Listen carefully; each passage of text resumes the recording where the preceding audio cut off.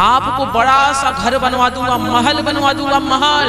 उस महल में बच्चों के संग, पत्नी के संग बढ़िया आराम करना, विश्राम करना, क्या दिक्कत है, मांग लो जो मांगना है। बामन भगवान ने कहा अच्छा, और लड़का बच्चा होंगे वो पढ़ाई करने कहाँ जाएंगे? कहा जो लड़के बच्चे होंगे वो पढ़ाई करने कहाँ जाएंगे? बोले जो लड़के बच्चे होंगे वो पढ़ाई आप जहाँ कहोगे तहाँ पढ़ने जाएंगे। हमारे बाबा का एक विद्यालय है, हिरण्यकश्यप विश्वविद्यालय, जिसमें प्रहलाद जी पढ़ने गए थे। हमारे पर बाबा का एक विद्यालय, तुम्हारे सारे बच्चों को वहीं भेज दूंगा सब पढ़ाई करने के लिए। भगवान वामन ने कहा अच्छा, विवाह चलो हो जाएगा, पत्नी आ जाएगी, घर बनवा दोगे और बच्चों को स्कूल पढ़ने भिजवा दोगे, चलो सब बढ़िया है। लेकिन जब कोई एक दो बच्चा कहीं ना कहीं मर गया तो कौन रोएगा? हाँ, तो बलि महाराज कहते किराए पर से ले आना रोने के लिए। अब बच्चा तुम्हारे तो तुम ही ना रोओगे, कोई और थोड़ी ना रोएगा। यही बोले जो तुम्हारा लड़का तो तुम रोओगे। तो कहने लगे अच्छा, इसीलिए हम विवाह नहीं करेंगे, बात खत्म। बलि महाराज बोले हम विवाह नहीं करेंगे। वामन भगवान बोले हम विवाह नहीं करेंगे। बलि महाराज माथा पकड़ लिए, कहां से कहां धीरे धीरे एक डंडा सीढ़ी चढ़ाए थे, एकदम से तुम नीचे उतर आए। अरे कुछ तो करो, कुछ मांगो तो। कहने लगे कुछ मांगो तो। वामन भगवान ने कहा अच्छा चलो कोई बात नहीं, यदि मांगने की बात कर ही रहे हो तो हमको हमारे जितने छोटे छोटे चरण है ना, 3 चरण की धरती दान दे दो। हमारे जितने छोटे पांव हैं, हम 3 पांव धरती नाप लेंगे बस। 3 कदम, 3 कदम समझ रहे ना? जैसे एक पांव इधर रखा और यहीं से एक पांव इधर रख लिया और यहीं से एक पांव इधर रख लिया, 3 कदम धरती का दान चाहिए बस। तो बलि महाराज ने कहा प्रभु आपको मांगना भी नहीं आता है क्या? दैत्यराज बलि बोले प्रभु आप उम्र से भी छोटे हैं। ए बच्ची, ए लड़की, बहुत बोलती हो तुम, कट कट कट कट। छोटी सी है, फोन लेके आई वीडियो बनाने, वीडियो का लाइव चल रहा, घर पे देखिएगा। बोले व्यास भगवान की जय। तो महाराज अब कहते हैं कि अब क्या हुआ कि वामन भगवान जी बोले कि हमको 3 कदम धरती का दान चाहिए बस। बलि महाराज कहने लगे आप उम्र से भी बच्चा हैं, बुद्धि से भी बच्चे हैं, अरे 3 कदम धरती का दान मांगोगे तो आप जरा सोचो, बैठने की भी जगह नहीं मांगी है आपने, वो आप कह रहे हो 3 कदम धरती का दान, कम से कम इतनी मांगते कि बैठने की जगह तो मिल जाती। वामन भगवान ने कहा नहीं नहीं, हमें बस इतना ही चाहिए, लेकिन चाहिए तो संकल्प से चाहिए। संकल्प जब तक नहीं करोगे आधा अधूरा फल मिलता है, पूरा फल नहीं मिलता है। जो करो संकल्प करके करो, दान करो तो संकल्प करके करो। अब बलि महाराज कहने लगे ठीक है प्रभु हम दान कर देंगे आपको संकल्प करने के लिए। अब उनके जो गुरुजी थे ना शुक्राचार्य जी कहने लगे रुको बलि, ये क्या कर रहे हो, ये दान वान मत दो, ये कोई साधारण ब्राह्मण नहीं, ये साक्षात नारायण तुमको छलने आया है। अब वामन कहते हैं, बलि महाराज कहते हैं अरे छलने, भगवान आए होंगे तो कल्याण हो जाएगा, ब्राह्मण देवता होंगे तो 3 कदम धरती दान ले लेंगे, बस चले जाएंगे। अब कह रहा है शुक्राचार्य जी कह रहे हैं एक काम करो, अब केवल एक यज्ञ पूर्ण होने वाली है, उसको पूर्ण कर लो फिर कुछ करो, और दान वान मत दो, अभी मत दो वरना लुट जाओगे, बर्बाद हो जाओगे। बलि महाराज ने कहा गुरुदेव जी होकर के हमको उल्टा पाठ पढ़ाते हो, बर्बाद हो जाएंगे। अरे दान ही तो पहले सिखाए, संत की सेवा करो। अब संत 3 कदम धरती का दान मांगा तो तुम मना कर रहे हो गुरुदेव जी। बलि महाराज कहते हैं कुछ हो जाए हम दान जरूर करेंगे। और जब बलि महाराज कहते हैं कि कुछ भी हो जाए हम दान जरूर करेंगे, तो भैया कहा जाता है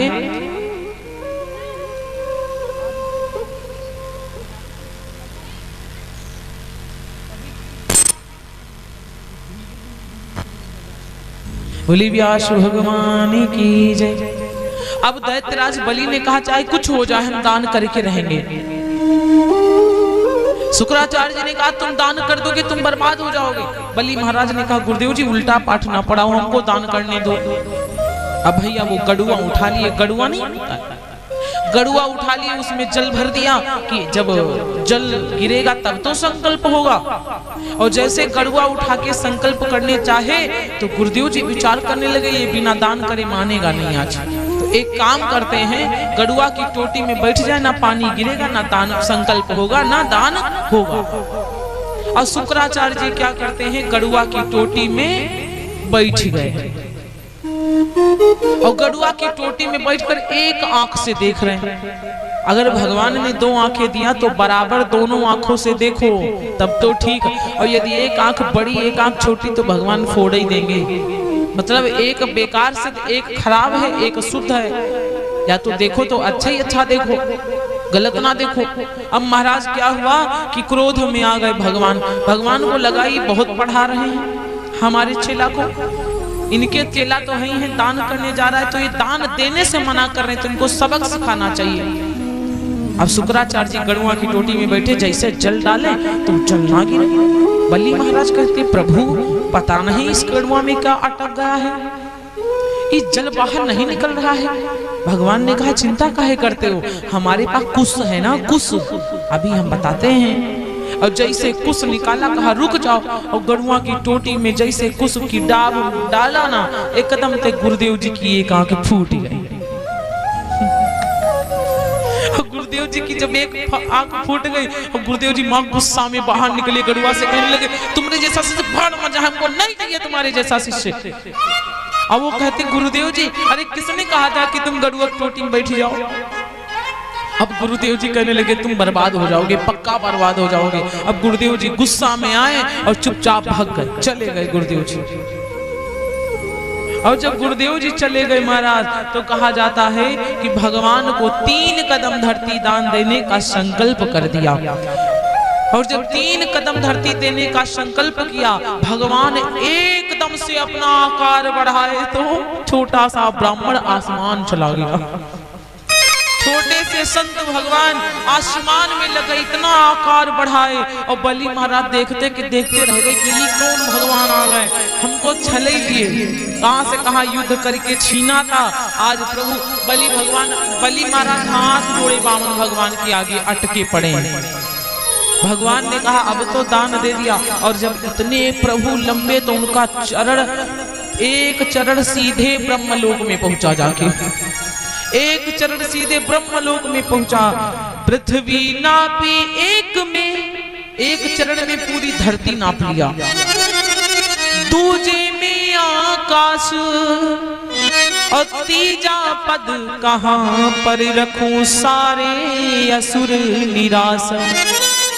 एक कदम में पूरी धरती नाप लिया, दूसरे कदम में पूरा आकाश नाप लिया। और कहा जाता है कि जो उनका अंगूठा था ना, तो उनके अंगूठे के आघात से जो जल आसमान से निकला, तो ब्रह्मा जी ने वही जल कमंडल में लिया, और उसी जल से नारायण भगवान विष्णु के चरण को धुलना प्रारंभ किया। जब प्रभु के चरणों को धुलना प्रारंभ किया ना, तो कहा जाता है कि वो वही कमंडल में जल भर के रखा, तो उस कमंडल में एक सुंदर सी कन्या का प्राकट्य हुआ। जब सुंदर सी कन्या प्रकट हुई तो उसी कन्या का नाम पड़ा गंगा जी। गंगा मैया का अवतार भगवान विष्णु जी के चरणों से हुआ है। बोलिए गंगा मैया की। आप लोग तो लगाती नहीं है, 4-5 लगाती, बाकी सब बैठी की बैठी रह जाते हैं। अब भैया गंगा मैया का प्राकट्य हुआ। अब तीसरा पैर कहाँ रखे भगवान, तीसरा चरण कहाँ रखे? बलि से कहा तुमने संकल्प करके 3 कदम धरती का दान दिया था महाराज, और यदि 2 कदम धरती का दान दे दिया, तीसरा कदम नहीं दिया तो पाप के भोगी बनोगे, नरक में डाले जाओगे। अब बलि महाराज सोच में पड़ गए, अब हमारे पास जब कुछ हो तब तो दान दे। बलि महाराज ने कहा प्रभु रुक जाओ, ये बताओ दान देने वाला बड़ा होता है कि उसका दान बड़ा होता है? उसकी जमीन जायदाद बड़ी होती कि दान देने वाला? बोले देने वाला ज्यादा बड़ा होता है ना, देने वाला बड़ा होता। कहने लगे प्रभु आपने 2 ही कदम में पूरा संसार नाप लिया है, पूरे लोक नाप लिए, तो 1 कदम मेरे ऊपर रख दो, मुझे नाप लो। अब हम बचे हैं, हमारे अलावा कोई बचा नहीं। और जैसे भगवान ने तीसरा कदम रखा तो एकदम से वो धस गए, पाताल में चले गए। एकदम से बलि महाराज पाताल में चले गए। अब भगवान ने कहा मांगो जो मांगना है तुमको। भगवान ने कहा तुमको जो मांगना है मांगो। तो बलि महाराज ने बहुत सुंदर जवाब दिया कि जो स्वयं हमसे मांगने आया था, जो खुद हमसे मांगने आया था, जो देवों का हितकार है, उससे हम क्या मांगेंगे कि हमको क्या दे दो। मुझे नहीं चाहिए तुमसे, कुछ भी नहीं चाहिए। भगवान नारायण बड़ी प्रसन्न हुई। भगवान नारायण ने कहा नहीं चाहिए तो भी मांग लो बलि। बलि महाराज ने कहा अगर देना चाहते हो तो भगवान ने कहा मैं तुमको पातालपुरी का राजा बना रहा हूं, यहाँ की तुम राजा हो, ये सारी जमीन तुम्हारी है। तो बलि महाराज तो पातालपुरी के राजा बन गए ना, इस धरती के नीचे पाताल है। और जब बलि महाराज पाताल के राजा बन गए तो बलि महाराज ने कहा कि जब मैं अपने घर से बाहर निकलूं तो आपको देख के निकलूं, जब मैं घर के बाहर से भीतर आऊं तो आपको देख कर आऊं। अब भगवान नारायण फंस गए चक्कर में, इसका मतलब हमको द्वारपाल बन के इसके द्वारे खड़े रहना पड़ेगा। भाई जब आएगा तो देखूं, जब जाएगा तब देखूं, तो पता नहीं कब आए कब जाए। हाँ, पता नहीं कब आए, कितनी बार आए कितनी बार जाए, इसका मतलब एको सेकंड के लिए हम चले गए तो हमको देख नहीं पाएगा। भगवान नारायण द्वारपाल बन के खड़े हो गए। कहा जाता है भगवान प्रेम में आकर सब कुछ बन जाते हैं। प्रभु प्रेम में पढ़कर, प्रबल प्रेम में पढ़कर नियम बदल देते हैं। इतना भक्तों से प्रेम करते हैं महाराज। आज कहा जाता है नारायण द्वारपाल बनकर, मतलब होमगार्ड बनकर खड़े हैं भगवान। किनके द्वार पर? बलि महाराज के द्वार पर। अब वहां लक्ष्मी माता बड़ी परेशान है कि हमारे पति देव गए थे दान लेने, अब पता नहीं कहे नहीं आए। नारद जी आ गए, नारायण नारायण नारायण। बोले तुम्हारे पति देव वहां द्वारपाल होमगार्ड बन के खड़े हैं बलि के द्वारे, अब जाओ अपने पति को लेके आओ। अब लक्ष्मी मैया बड़ी परेशान, एक सुंदर सी कन्या का रूप बनाया लक्ष्मी मैया ने। और जब सुंदर सी कन्या का रूप बनाया लक्ष्मी माता ने, रोना प्रारंभ करती हैं। तब तक रास्ते से बलि महाराज निकल पड़े और जैसे बलि महाराज निकले देखा एक कन्या रो रही है। बलि महाराज ने कहा क्यों रुदन कर रही हो? वो रोने लगी, भैया हमारी कोई भाई नहीं है। लक्ष्मी माता सुंदर सी कन्या का रूप बना के रो रही है और कहती है बलि महाराज से भैया मुझे कोई भाई नहीं है। बलि महाराज ने कहा कोई नहीं है तो हम हैं, हमारे साथ चलो हमारे महलों को, हमारे भी कोई बहन नहीं, तुम हमारी बहन हो जाओगी।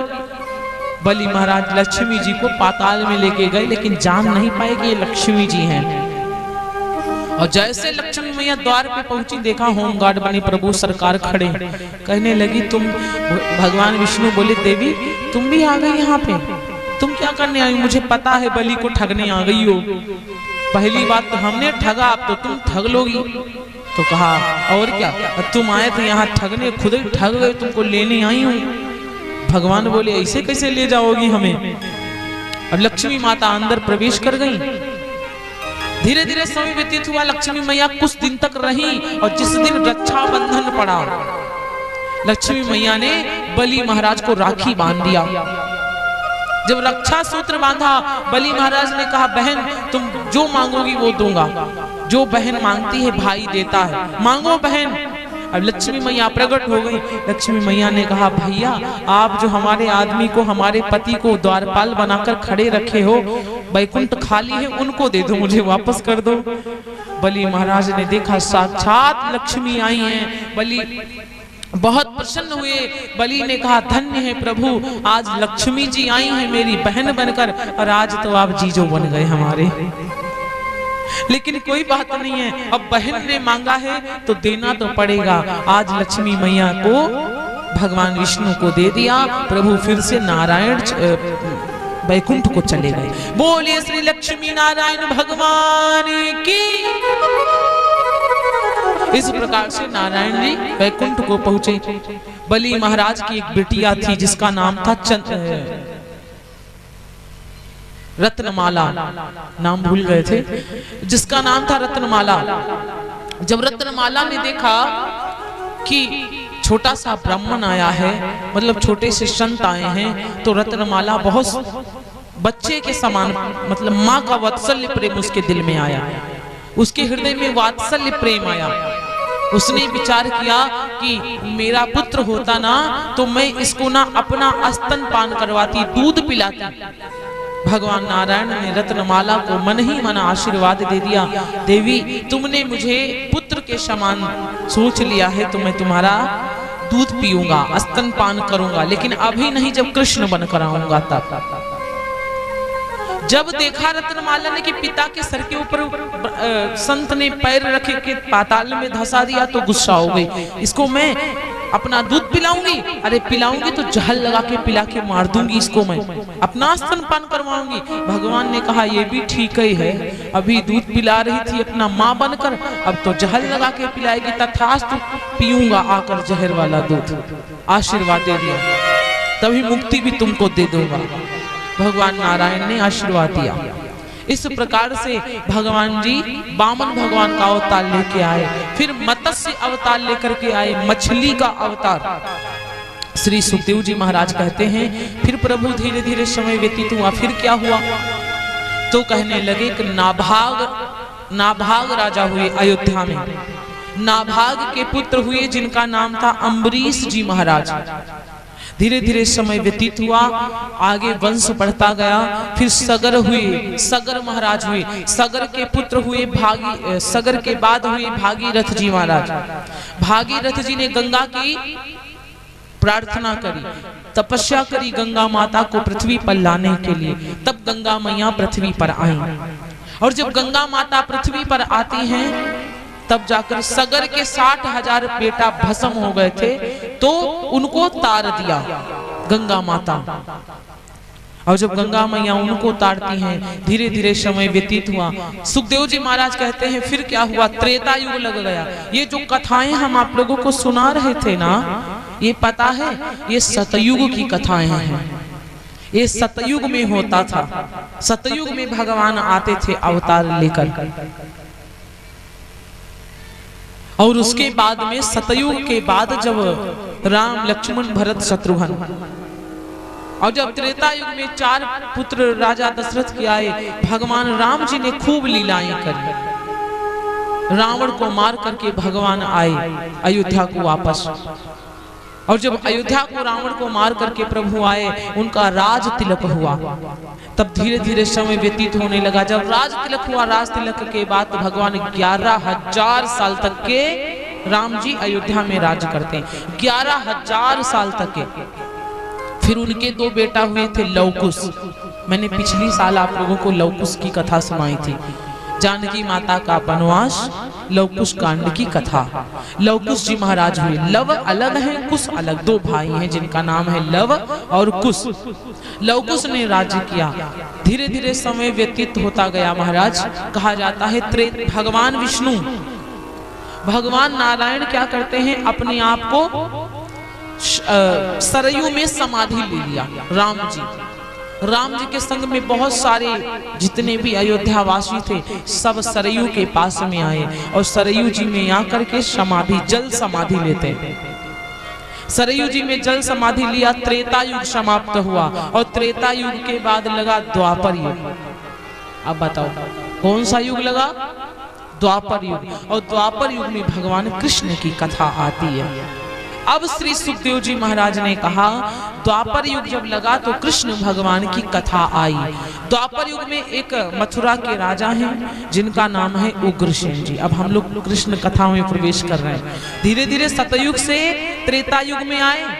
त्रेता युग में राम जी आए। राम जी की पूरी कथा सुखदेव जी ने सुनाई परीक्षित जी को। अब आप लोगों को पिछली बार हम सुनाए थे राम जी की कथा।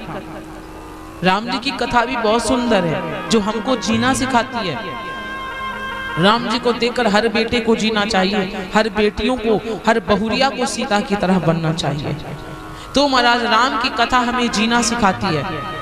त्रेता युग के बाद बता रहे हैं श्री सुखदेव जी लगा द्वापर युग और द्वापर युग में श्री कृष्ण जी आए। और कैसे कृष्ण भगवान का अवतार हुआ, ये द्वापर युग कैसे व्यतीत हुआ, पूरी कथा द्वापर युग की सुनाते। एक राजा जी हैं जो महाराज मथुरा में रहते हैं। वो जो मथुरा में राजा रहते हैं उनका नाम है उग्रसेन जी। समझते रहना, उग्रसेन जी उनका नाम है। और जो महाराज उग्रसेन की पत्नी है जिनका नाम है पवन रेखा, बहुत ही नीतिमान राजा हैं, बहुत सुंदर विचार वाले राजा हैं। उनकी पत्नी का नाम है पवन रेखा कि उग्रसेन मही सी पवन रेखा, उग्रसेन मही सी पवन रेखा।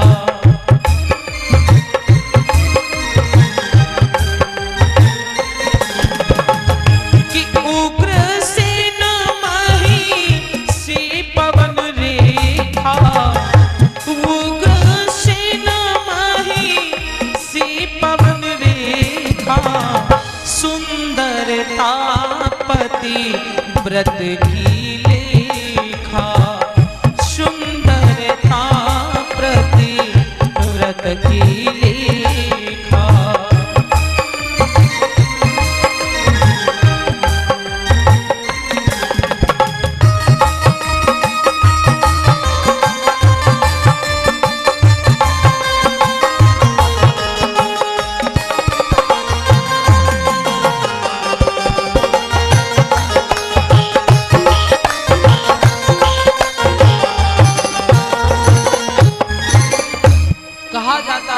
उग्रसेन जी की महिषी माने पत्नी पवन रेखा नाम की जो पत्नी है उग्रसेन की, बहुत पतिव्रता नारी है, सुंदर बहुत है, बहुत सुंदर है पवन रेखा। उग्रसेन जी मथुरा के राजा हैं, उनकी पत्नी बहुत सुंदर है महाराज, जिसका वर्णन पतिव्रता नारियों में आता है।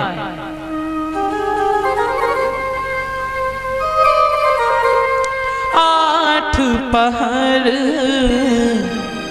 पति सेवा कर रही, आठों पहर पति की सेवा करती है महाराज। निज शोभारम भामन हरई, इतनी सुंदर है कि रंभा परी फेल हो जाए उसके आगे। जो इंद्र के पास में परियां थी ना, वो परियां फेल हो जाएं, इतनी सुंदर पवन रेखा है, इतनी प्यारी पवन रेखा है। 24 घंटे अपने पति की सेवा में रहती है। शाम होता है तो चरण दबाना प्रारंभ करती है। कोई भी कष्ट पति को होता है, आठों पहर अपने पति के आगे पीछे लगी रहती है। इतनी सुंदर पवन रेखा है। लेकिन धीरे धीरे समय व्यतीत हुआ। कहा जाता है कि पवन रेखा के द्वारा कोई पुत्र नहीं हुआ था। राजा उग्रसेन जी के कोई बेटा नहीं था। और जब राजा उग्रसेन जी के कोई भी औलाद नहीं थी, तो सारे राजा, सारे राज्य वाले वहां के लोग कहते थे कि महाराज के एक पुत्र हो जाता तो अच्छा रहता, महाराज के एक पुत्र हो जाता तो अच्छा रहता। तो हमने कहा था ना परसों ये बात हम बताए थे कि हमारे यदि कुछ नहीं है तो हमें भले ही कोई दिक्कत ना हो, लेकिन पड़ोसियों को ज्यादा दिक्कत होने लगती है, गांव वालों को ज्यादा प्रॉब्लम होने लगती है। अब महाराज उग्रसेन के कोई भी पुत्र नहीं है, कोई औलाद नहीं, ना बेटी है ना बेटा है। अब राज्य वाले बड़े परेशान हैं कि महाराज के कोई बेटा हो जाता तो अच्छा रहता, महाराज के कोई पुत्र हो जाता तो अच्छा रहता। तो मन में यही आने लगता है कि लो कहीं टहल करके आ जाएं, घूम करके आ जाएं, इससे परेशान हो जाओ। तो मन में आता कि कहीं चलो भ्रमण करके आते हैं। तो आज उग्रसेन की पत्नी पवन रेखा आई अपने पति के पास में, अपने पति से कहा स्वामी आज मेरा मन है कि मैं जंगल को घूमने के लिए जाऊं, बागों में घूमने के लिए जाऊं, आज मेरी इच्छा हो रही है महाराज। तो कहा ठीक है। एक बार पति आयस पाई, एक बार पति आयस पाई, शिविका चढ़ी सखी संग सुहाई। एक बार अपने पति से आज्ञा लेती है, स्वामी मेरा मन है कि मैं घूमने के लिए जाऊं। तो पति ने भी मना नहीं किया, उन्होंने कहा ठीक है यदि तुम्हारी इच्छा है तो रथ को मंगा लो। और रथ को मंगाया, वहां रथवाहक आया, सारी सखियां आई और कहा कि सखियों के संग में जाओ, घूम करके जल्दी आ जाना, शाम ना होने पाए। देखन वो पवन पहुंची रानी देखन उपवन पहुंची रानी।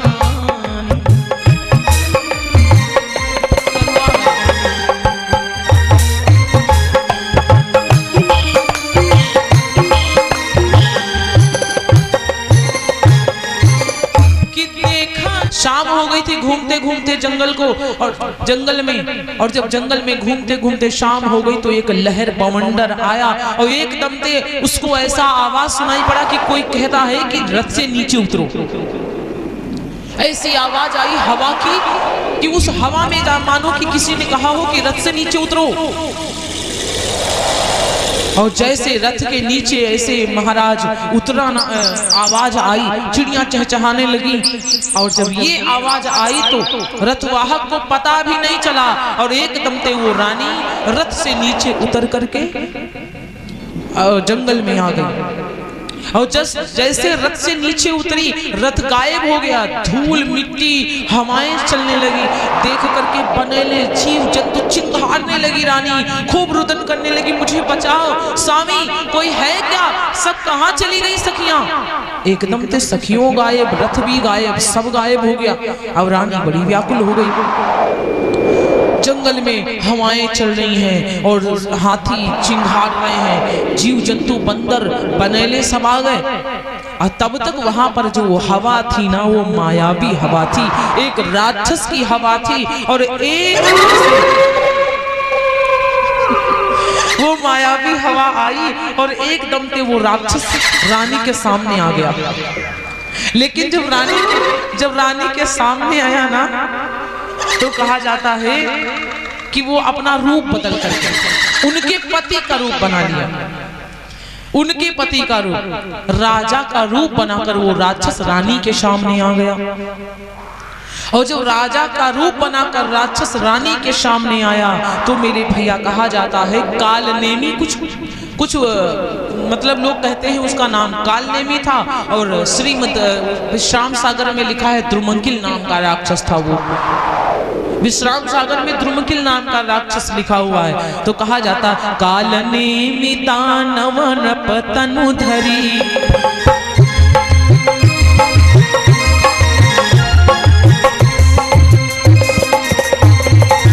कालनेमी दानव नपतनु धरी, कालनेमी दानव नपतनु धरी, किए एकांत विलास भरी, किए एकांत विलास भुजन भरी।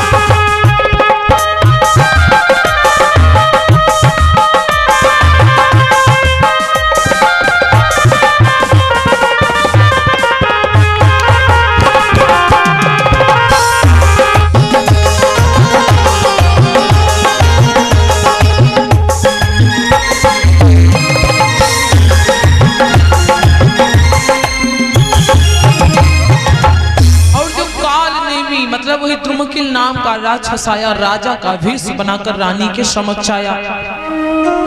और जैसे राजा के समक्ष रानी के समक्ष राजा का वेश बनाकर आया, रानी जैसे देखती कि हमारे पति आ गए, पति समझ करके कहती स्वामी, ओ स्वामी आप आ गए, यहाँ मुझे बहुत डर लग रहा था। उस राक्षस ने पति का रूप बनाया, कहता है रानी तुम्हें डरने की आवश्यकता नहीं है, यहाँ तुम्हारा पति आ ही गया है ना, क्यों डर रही हो, क्यों घबरा रही हो तुम। तो रानी ने कहा स्वामी अब महलों को वापस चलते हैं। लेकिन वो राक्षस था, उसने ना रानी के साथ छल कर दिया, पतिव्रत धर्म उसका भंग कर दिया, रानी के संग में छल हो गया। अब रानी हाथ मल के पछता रही है। बाद में असली रूप में आया, रानी ने कहा मूर्ख, मैं पतिव्रता नारी का तूने धर्म भंग कर दिया, मेरा धर्म नष्ट हो गया है, मुझे पता होता तो मुझे तुझे अपने पतिव्रत धर्म से नष्ट कर देती मैं। कहने लगा देवी अब रोने से कुछ नहीं होगा, पछताने से कुछ नहीं होगा, अब केवल इतना समझ लो कि तुम्हारे कोई पुत्र नहीं था तो मेरे वीर्य प्रताप से तुम्हें एक पुत्र होगा। उस राक्षस ने कहा कि मेरे वीर प्रताप से तुम्हें एक पुत्र होगा, तुम परेशान मत हो। लेकिन रानी को बहुत कष्ट हुआ कि मुझे नहीं चाहिए राक्षस का बेटा, नहीं चाहिए मुझे इस दुष्ट का पुत्र, मेरे पतिव्रत धर्म को भंग कर दिया। रानी व्याकुल हो गई, रुदन कर दिए। तब तक देखा वो राक्षस गायब, हवाएं बंद हो गई और उधर सखियों की चहकार आने लगी, चिड़िया फिर से चहचहाने लगी। अब जब रानी ने देखा सखियां आ रही हैं जंगल की तरफ से, रानियों ने कहा, रानी ने सखियों से कहा कहां चली गई थी तुम सब हमें छोड़ करके। सखियों ने कहा अरे रानी ये क्या हाल बना के रखी हो, आपकी साड़ी फटी हुई है, आपके ये बाल बिखरे हुए हैं, क्या हुआ? रानी ने छुपा लिया। रानी ने कहा अरे सखियों तुम सब चली गई, एक बानर आया और मेरे श्रृंगार को बिगाड़ दिया, मेरी साड़ी को फाड़ दिया। रानियों ने कहा सखियों ने कहा कोई बात नहीं है, डरो नहीं, अब जल्दी से महल चलते हैं वरना राजा हमको बहुत दंड देंगे। मेरे भैया अब जाकर के सखियों के संग में रानी महलों को पहुंची।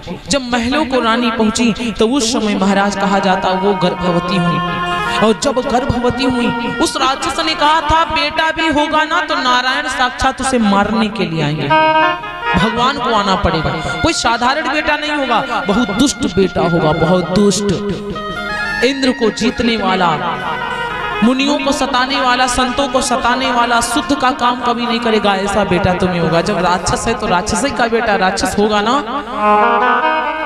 रानी जैसे गर्भवती हुई कि परीक्षा तो गर्भ पर अपसगुन होत अनेका, उपजहि मन महाभावना सुख होई है नहीं नेका।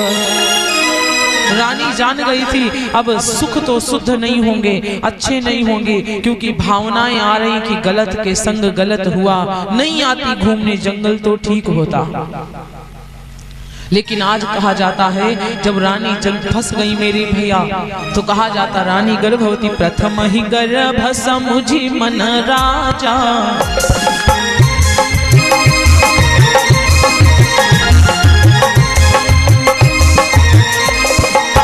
प्रथम ही गर्भ समुझी मन राजा, प्रथम ही गर्भ समुझी मन राजा, तीन तीन तीन तान बहु पाजन पाजा, तीन तान बहु पाजन पाजा।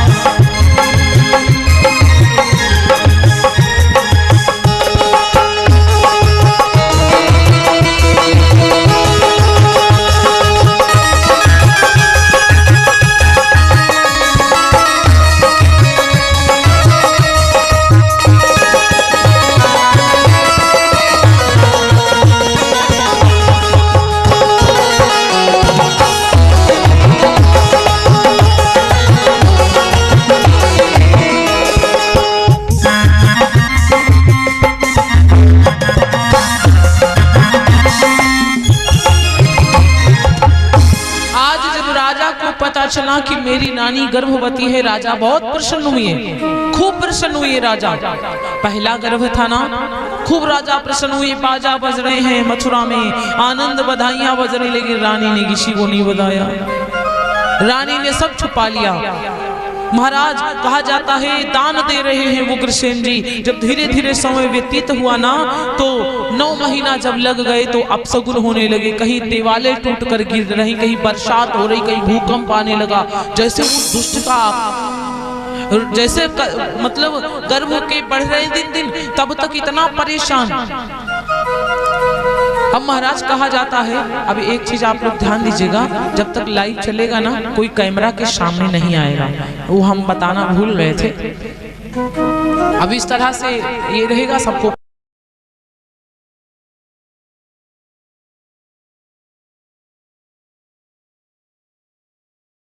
आप कहते हैं कि अब इस प्रकार अनेक उत्पात होने लगे, परेशानियां होने लगी। और जब परेशानियां होने लगी, 9वां महीना व्यतीत हुआ, पुत्र ने जन्म लिया।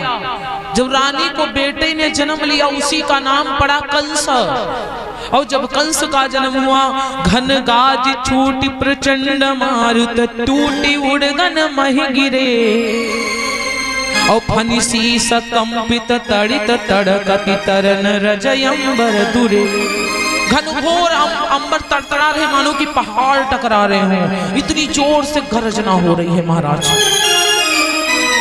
पहाड़ के समान अति अंधियारी, जग दुखारी, अमरपुर विपदा परी। उर व्यास धड़कत असुर भड़कत जाय, श्रुतिनि दूरी दूरी। व्यास जी महाराज कहते हैं राक्षस भड़क रहे हैं, राक्षस बलवान होते जा रहे हैं, राक्षसों का गंधकार बहुत बढ़ता जा रहा है और आफत होने लगी। भैया कंस का जन्म हुआ। जब कंसा का जन्म हुआ तो राजा को पता चला, ये संत महंत आए बताते हैं कि ये शुद्ध का लड़का नहीं है, ये दुष्ट प्रवृत्ति का है। रानी के बारे में बताया कि ऐसे ऐसे इनके संग छल हुआ था, इस पुत्र को अपने महल में ना रखो। उसको जाकर राजा ने जल में फेंक दिया, परवाह कर दिया। उस बच्चे को, कंसा को जाकर के जल में प्रवाहित कर दिया।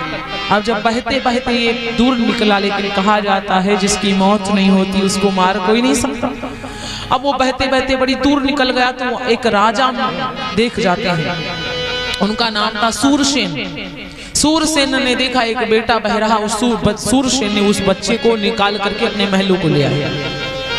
जब सूरसेन नाम के राजा अपने महलों को निकाल कर बाहर ले आए महाराज, उसका पालन पोषण करते। जब पालन पोषण किया, जब वो थोड़ा बड़ा हो गया, सयाना हो गया, तो शूरसेन ने बता दिया कि बेटा मैं तुम्हारा पिता नहीं, तुम्हारे पिता तो उग्रसेन जी हैं। ऐसी ऐसी बात थी, तुमको पानी में प्रवाहित कर दिया था, तुम अपने महलों को चले जाओ। अब कंस को पता चला, मार गड़गड़ाते हुए चिल्लाते हुए चला आ रहा है कि तुमने मुझे महल से बाहर निकाल दिया, उत्पात करके रख दूंगा। और मथुरा का राजा बन गया कंस, पिता को जेल में बंद कर दिया। कंस मथुरा का राजा बना, पिता को जेल में बंद कर दिया मेरे भैया। और वहां पे भगवान के भक्त खूब कष्ट पा रहे हैं, साधु संत खूब कष्ट पा रहे हैं। साधु संत जहाँ हरि जन पावे, साधु संत जहाँ हरि जन पावे।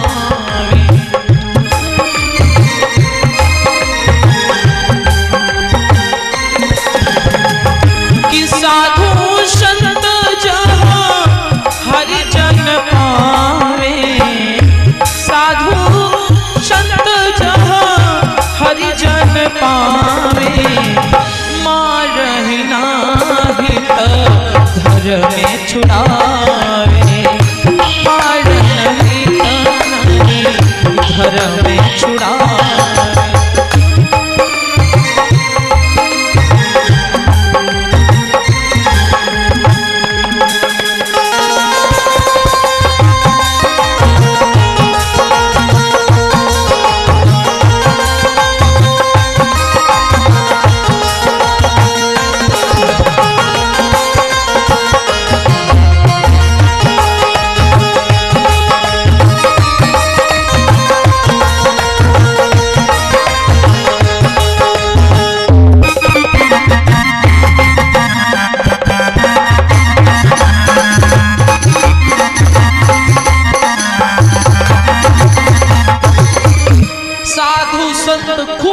पा रहे हैं। जब कंसा जन्म ले लिया ना, बड़ा हो गया, खूब परेशान करता।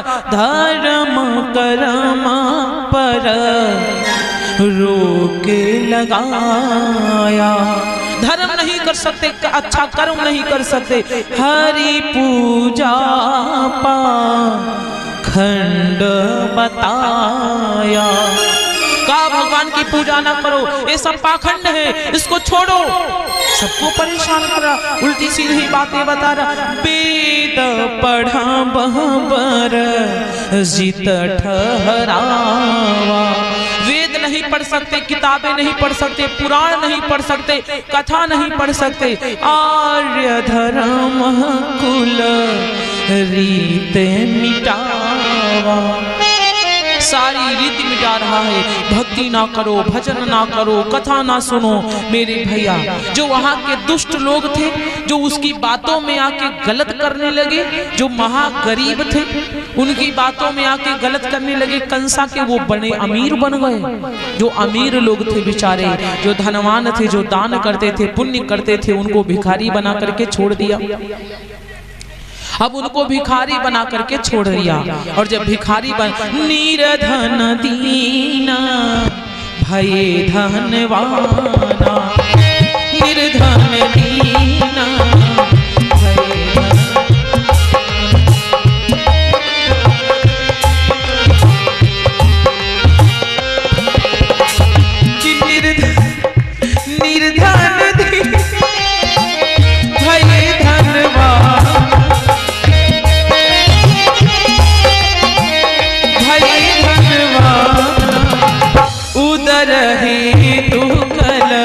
पत दीन माना, उदर है तू कल पत दीन माना।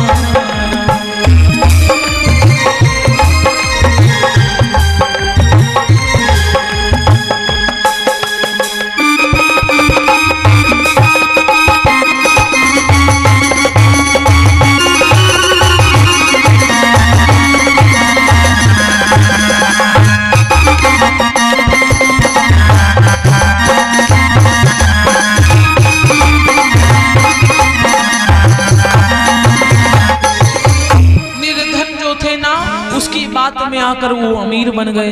जो महाधनवान थे बेचारे, जो धर्म कार्य कर रहे थे, वो महागरीब बन गए। अब इतना दुष्टता छाने लगी कि गैया माता खूब परेशान हुई, पृथ्वी माता परेशान हुई, सारे देवता व्याकुल हो गए, परेशान हो गए। मेरे भैया, पाप भार धरनी अकुलाई, पापे भार धरनी अकुलाई, पाप भार धरनी अकुलाई। धेनु धेनु धेनु रूप सुरपति पहाई, धेनु रूप सुरपति पहाई, सुरपति पहाई।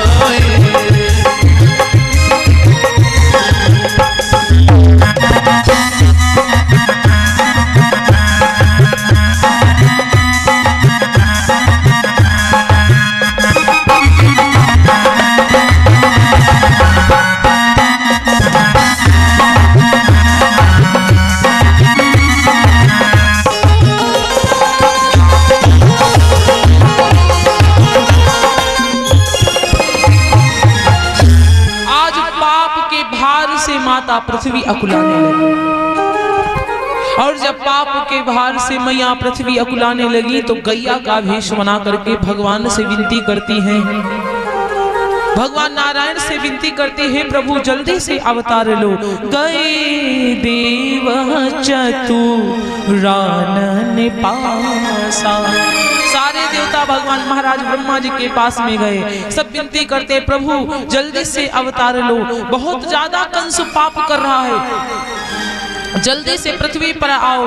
जब भगवान इतनी बात सुनते हैं तो आकाशवाणी हुई कि देवताओं परेशान ना हो, जल्दी से हम पृथ्वी पर अवतार लेकर के आएंगे। कहा जल्दी से हम पृथ्वी पर अवतार लेकर के आएंगे, बिल्कुल परेशान होने की जरूरत नहीं है महाराज। जब पृथ्वी मैया से ये बात कही, धीरे धीरे समय व्यतीत हो गया। जब धीरे धीरे समय व्यतीत हुआ तो कहा जाता है उग्रसेन के भाई थे जिनका नाम था देवक, और जो देवक नाम के एक भाई थे ना,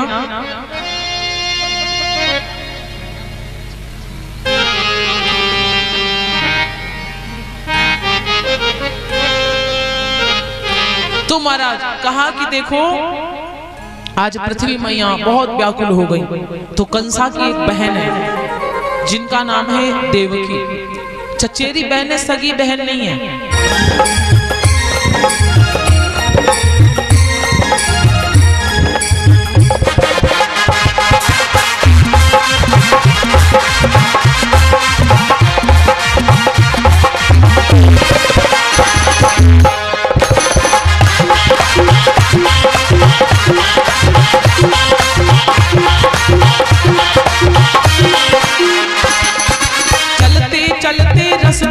बच्चा सुन लो माता ध्यान लगाए, हुई आकाशवाणी है तुरंत सुन ले कंसा ध्यान लगाए, बहुत अहंकारी है तू तो, तेरा अहंकार जाए मिटाए, देवकी के 8वां पुत्र जब अवतार ले तब आए, तेरा गर्भ